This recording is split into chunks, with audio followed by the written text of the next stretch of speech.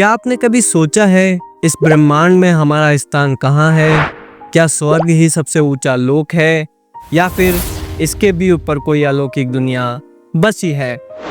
और जो नीचे के लोक हैं, क्या वो सिर्फ अंधकार और भय से भरे हैं या वहाँ भी कुछ विशेष ज्ञान और रहस्य छिपे हैं?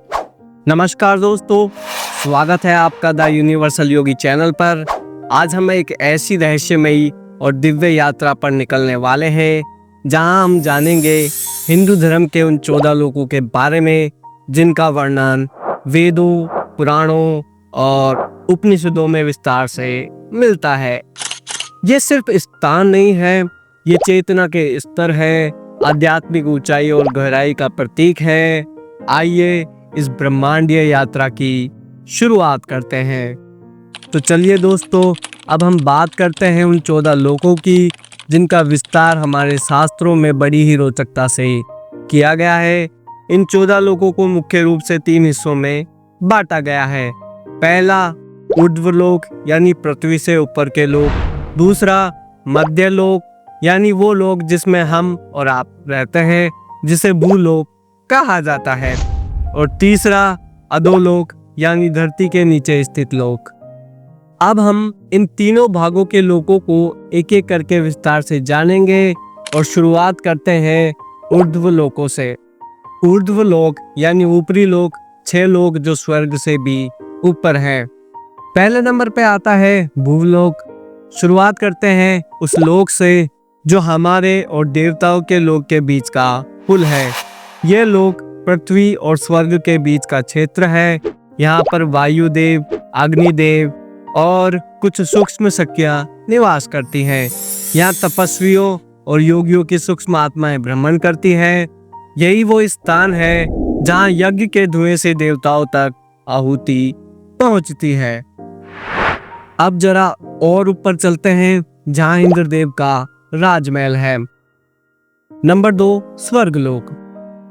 यह इंद्रदेव का लोक है। इसे स्वर्ग कहा जाता है जहाँ पुण्य आत्माएं मृत्यु के बाद जाती हैं। अप्सराएं, गंधर्व और अनेक प्रकार की दिव्य आत्माएं वहाँ वास करती हैं। स्वर्ग लोक में भोग और विलास का साम्राज्य है, परंतु यह भी स्थायी नहीं होता। जब पुण्य क्षीण होते हैं, आत्मा को पुनर्जन्म लेना पड़ता है।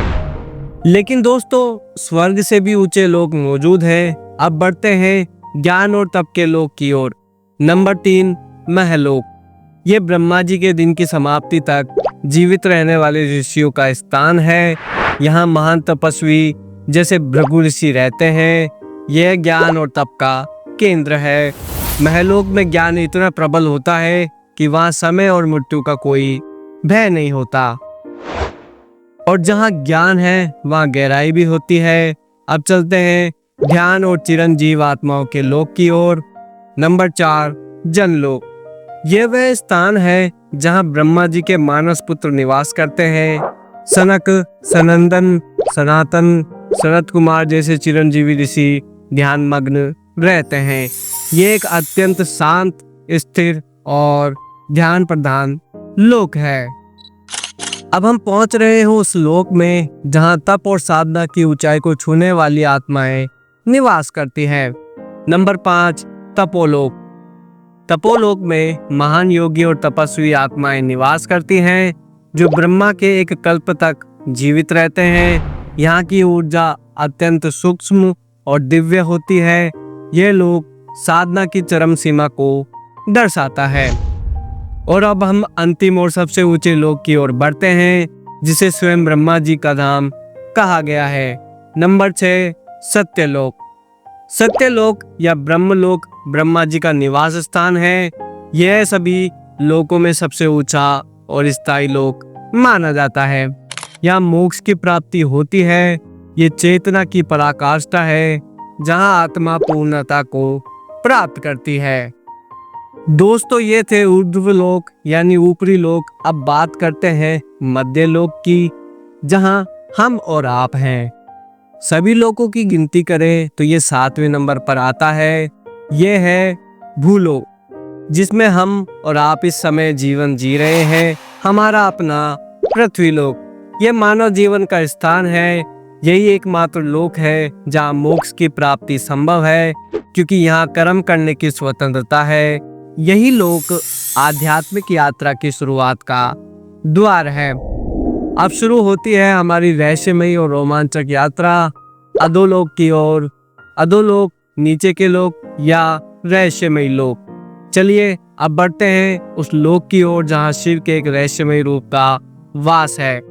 नंबर 8, अतल लोक। यहाँ दानव माया करता है, जो असुरों को शक्तिशाली अस्त्र बनाना सिखाता है। ये एक विलासपूर्ण लोक है जहाँ इच्छाएं पूरी होती है। अब हम पहुंच रहे हैं उस लोक में जो तंत्र विद्या और रहस्यों से भरा है। नंबर 9, वितल लोक। यहाँ भगवान शिव का भैरव रूप वास करता है। ये तांत्रिक साधना का क्षेत्र है जहाँ शक्तियां जागृत की जाती है। नंबर 10, सुतल लोक। यहाँ विष्णु जी स्वयं अपने भक्त राजा बलि की रक्षा के लिए रहते हैं। राजा बलि को वामन अवतार द्वारा यह लोक दिया गया था। यह अत्यंत सुंदर और शांतिपूर्ण लोक है। नीचे की यात्रा भी जारी है। अगला पड़ाव है माया का अद्भुत लोक। नंबर 11, तलातल लोक। यहाँ माया और रचनात्मकता का साम्राज्य है। इसका संबंध असुरों के रहस्यमयी प्रयोगों से है। अब चलते हैं उस लोक की ओर जो रहस्यों और नागों की कहानियों से जुड़ा है। नंबर 12, महातल लोक।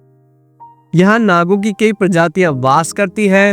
यह ध्यान और रहस्य का अद्भुत मिश्रण है। हम अब पहुंच रहे हैं एक ऐसे लोक में जहाँ असुर वंश की ताकत बसी हुई है। रसातल लोक। यह असुरों का निवास स्थान है जो देवताओं से युद्ध करते रहते हैं। यह शक्तिशाली लेकिन अधोगामी लोक है। और अब अंत में हम पहुंचते हैं सबसे गहरे, सबसे रहस्यमयी और नागों की राजधानी वाले लोक। नंबर 14, पाताल लोक। यह सबसे नीचे का लोक है, लेकिन विलास और वैभव में यह स्वर्ग से भी बढ़कर है। यहाँ वासुकी और अन्य नागों का निवास है। तो दोस्तों, ये थी 14 लोकों की अद्भुत यात्रा। हर लोक अपने आप में अनोखा है। कोई ज्ञान का प्रतीक है, कोई शक्ति का, कोई भोग का, तो कोई मोक्ष का मार्ग दिखाता है। यह ब्रह्मांड जितना विशाल है उतनी ही गहराई हमारे शास्त्रों में भी है। अगर आपको ये वीडियो ज्ञानवर्धक और रोचक लगी हो तो वीडियो को लाइक जरूर करें। कमेंट्स में हमें बताएं आपको कौन सा लोक सबसे रहस्यमयी लगा, और द यूनिवर्सल योगी को सब्सक्राइब करना ना भूलें। हम फिर मिलेंगे एक नई आध्यात्मिक और रहस्यमयी यात्रा में। तब तक के लिए जय श्री हरि। धन्यवाद।